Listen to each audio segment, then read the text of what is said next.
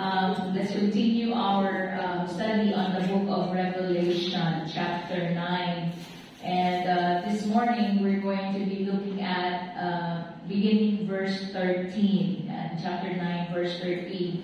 So what we know is the first woe, which is the fifth trumpet, is done, and there are two more woes or judgment to come. In verse 13, it says, "Then the sixth angel sounded, and I heard a voice from the four horns of the golden altar, which is before God." When you say the brazen altar, it refers to God's judgment upon the earth. Now, the golden altar is different from the brazen altar. When sabi brazen, it's bronze. So we know that the golden altar is different. The golden altar would always refer to the church, and it's the altar of incense that symbolizes the source of the prayers of the saints. So in the book of Revelation, this is what is pictured all the time, that the prayers of the saints is in the golden altar, and it is brought to God. Now, the sixth trumpet sounds in response to the prayers of the saints. So that's one good thing to know, because of our prayers.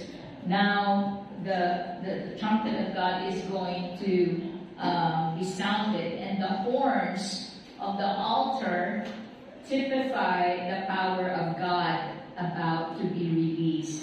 In verse 14, it says, "Saying to the sixth angel who had the trumpet, release 4 angels who are bound in the great river Euphrates."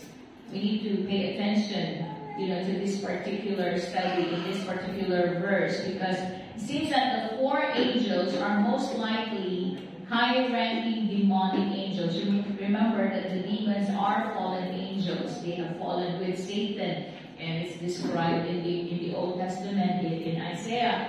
So now these high-ranking demonic angels, they have been restricted up until this very, very hour. The number 4, if you've studied hermeneutics with me, symbolizes the 4 corners of the world. So it means this is going to be a worldwide catastrophe. What is about to happen has worldwide consequences. Psalm 78:49 shows the possibility of God releasing the fallen angels with a commission for His purpose, to fulfill His purpose. It says here, "He cast on them the fierceness of His anger, wrath, indignation, and trouble, by sending angels of destruction to them." So there are actually angels of destruction. And in Jude 6 and 2 Peter chapter 2 verse 4, they also mention fallen angels who actually are presently locked up. They're bound in the chains of darkness. These are the words that they have chosen to write. So now these 4 angels in the Euphrates River have been bound up until this time. It seems that these 4 evil, high-ranking demons, as I said, demonic angels, will influence territorial world leaders to now do what seems to be unthinkable. Now, in the river Euphrates, this particular verse, I want you to pay attention that this is not the first time that the Euphrates River is mentioned in the Bible. You have to go all the way back to the Old Testament. The land that is promised to Abraham would go all the way up to the Euphrates River. The symbolism of this phrase is rather difficult, but there's a theologian, his name is George Eldon Ladd, and he presents the following explanation. He says that the Euphrates was the ideal limit of the promised land to the east. We can see that in Genesis 15, Deuteronomy 1:7, and Joshua 1:14. Now, beyond the river were the hordes of heathen kingdoms, pagan kingdoms, particularly the kingdom of Assyria. And thus the river became symbolic of the enemies of Israel, of God. Ano pa mga countries that were part of the kingdom of Assyria, and they would encompass pretty much all the way to northern Iraq, with parts of its territory also into Iran, into Kuwait, into Syria, and a portion of Turkey. Yun yung Mesopotamia at the time. So medyo malaki talaga yung Mesopotamia. Those were the areas where that encompassed the Euphrates River. Now, an invasion by these forces could be described as an overflow, possibly, of the river. So the angels are bound on the banks of the Euphrates until the time of judgment that God will determine, when they will be loosed. Okay, they pakakawalan sila, and so then there will be a flood of demonic powers, burst forth upon the civilized world. Now, there's another different description that suggests that the Euphrates River symbolizes the end-time Babylon, or all that is ungodly. Now, you will see later on in our study in Revelation 17, 18, it describes the Babylon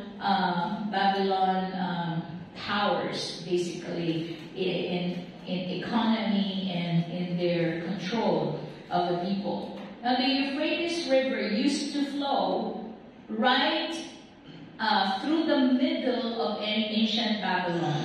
Where is Babylon? Babylon is in Iraq. Okay? Babylon is in Iraq. And now, imagine back in the days, it's actually one of the world's wonders. Na napakaganda ng Iraq. You would think of Iraq right now, it's very, very desolate, it's a desert. Pero back in the days, they made a beautiful palace, and it's by the river, and it was growing beautiful landscapes of plants. So it flourished because of the Euphrates River. Now, imagine, it carves its way near this river, near the Tower of Babel, and went out from Eden, which is the source of the original sin. So this interpretation suggests that the river Euphrates recalls the remembrance the historic moments when evil actually launched upon the earth. Another such time has come, actually. This is what it pictures. Well, I would say, regardless of the view of the theory, what this Euphrates, why would it be Euphrates, and what does it symbolize? I personally say that if God says there are demonic angels that are bound up by the Euphrates River, then that is really going to be so. That it is true, and a time is coming when they will be released for a purpose of bringing worldwide catastrophe. A catastrophe. So let's read on, in verse 15, and how would I conclude, how do I come up with that conclusion? Because of the succeeding verses. Verse 15 says, "So the four angels who had been prepared for the hour and the day and the month and year." Listen to that. This bird, they were released to kill a third of mankind. So this verse particularly has an unusual way of pinpointing an exact hour.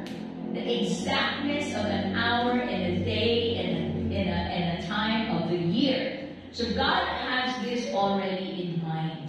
Okay? He had selected it, He had appointed it for this particular cataclysmic world event to occur. Because God knows the end from the beginning. So the time of the blowing of the sixth trumpet is clearly marked upon God's eternal calendar. So our calendar, how does God looks at our calendar anyway? A day in the Lord is like 1,000 years, and 1,000 years is like a day. But in His mind, He knows exactly when this is going to happen. And when these four demonic angels are released, they're bound up right now, right? But imagine if this is the time they will be released. And the purpose is to kill 1/3 of mankind. So at this designated hour, these 4 angels will set in motion circumstances that will escalate and result in the deaths of approximately, I would say approximately 2 to 3 million people, billion people, because as of 2023, there are about 8.2 billion people in the world. So if it reaches 9 billion at the time, 3 billion people will die. Right? At that time. So between 2 to 3 billion people. So this will be the most devastating moment the earth has ever known up until now. Imagine during COVID and so many people are dying all over the world. Even in America, in the hundreds of thousands, actually, they had the most death. And the thing is, and even in China, but that's nothing compared to what the world is going to experience during this time. Even right now in the wars in Ukraine, they're estimating at least 500,000 people have already died in Ukraine. And the same thing with the Russian army, right? Well, and yet they're pointing to Israel and saying genocide, when Israel is the most kind, if you will, of a nation, because they're the only nation that if they're going to attack a specific target, they actually warn the people. They warn the people through text, through flyers, and they before the siren, with the sirens, and they're telling people, you need to move out now because we're going to attack this particular target, this particular building where armaments and weapons of Hezbollah or Hamas on either side in Lebanon or in the Gaza Strip, because this is where the tunnel is. So they know the intelligence, the Mossad is really great. And so they prevent a massive destruction. They prevent genocide of people. But when compare this to what's going to happen in the future, that 3 million, approximately 2 to 3 million people are going to die at one time. Billion, not million, right? Billion people. So the following verses, however, provide a collection also of relevant clues, and we're going to try to figure out how is this going to happen? How is this going to be possible? The pattern of the trumpets continues to afflict. Listen, I don't know if you've been paying attention in our study, but the ratio is 1 out of every 3 people. The catastrophes of the trumpets in the book of Revelation is 1/3, 1/3, 1/3. In comparison, the 7 plagues or vials, which is going to be the 7 bowls, right? We have the seals, the trumpets, we're looking at the trumpets, then the 7 bowls, will actually be more like it's a completion of everything. For example, in the trumpets, 1/3 of the sea turns to blood, 1/3 of the waters turn to blood, all fresh water basically, turns to blood, 1/3 of them. But in the bowls, all of the sea turns to blood. In the bowls, all of the fresh water turns to blood. And nearly every individual will be killed when Jesus comes. Why? Because they don't believe, right? This is the fierceness of the wrath of God. Now verse 16 says this, now the number of the army of the horsemen was 200 million. And I heard the number of them. Who's speaking again? This is John, right? Because the Apostle John was the one that was given of this vision in the heavens. So, now the army is led by the fallen angels. Numbers 200 million. Very specific. It's kind of interesting when the Bible gives us specific days and things like that. So, what their specific role will be in the cataclysmic moment, and what the specific thing that they will do still remains a mystery, but we can have kind of an idea of what it will be.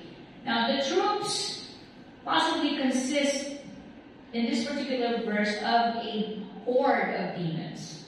You know, if they're demonic angels, then who are they leading? Possible, right? The four destroying angels, drops out of sight, leaving the demons behind to do their job. Cause, remember, before this, the fifth trumpet, they were like locusts, but they're not actually locusts, but they're just there to torment people for 5 months. Now, in verse 17, it says, "And thus I saw the horses in the vision. Those who sat on them had breastplates of fiery red, hyacinth blue, and sulfur yellow." Pay attention to these colors.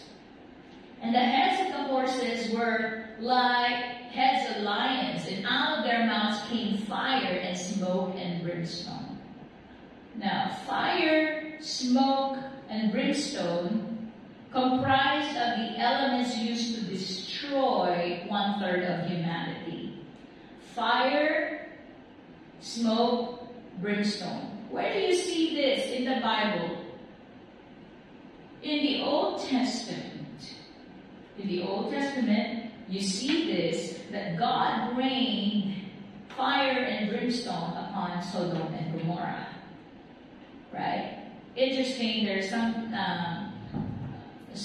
documentaries that they're looking at possible places in Sodom and Gomorrah that archaeologists have discovered, and they're seeing that really the soil of these particular places are really sulfuric. And sulfur, nakakamatayan, but where else would you find that? That kind of thing. I have a thing, and I will explain it to you in the next verse. My theory. This is my theory. Verse 18 says, "By these three plagues, 1/3 of mankind was killed by the fire and the smoke and the brimstone which came out of their mouths." At this point, we can only speculate how this dreadful moment might occur. The one theory that's most possible that could cause this disaster is a nuclear holocaust. It's really a nuclear war.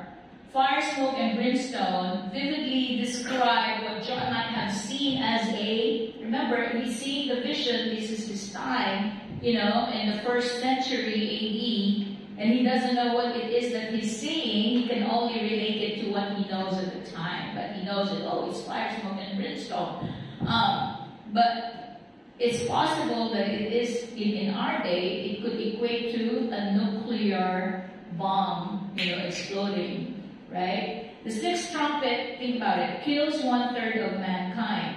Now, the late great man who has ever lived in our generation, his name is Albert Einstein, right? He confirms this theory by predicting that in a full-scale nuclear exchange, one nation pushes that red button, targets a particular area, and then another nation in response, would push another red button, and targets another area. Well, he says that a full-scale nuclear exchange will kill at least 1/3 of the population of the world.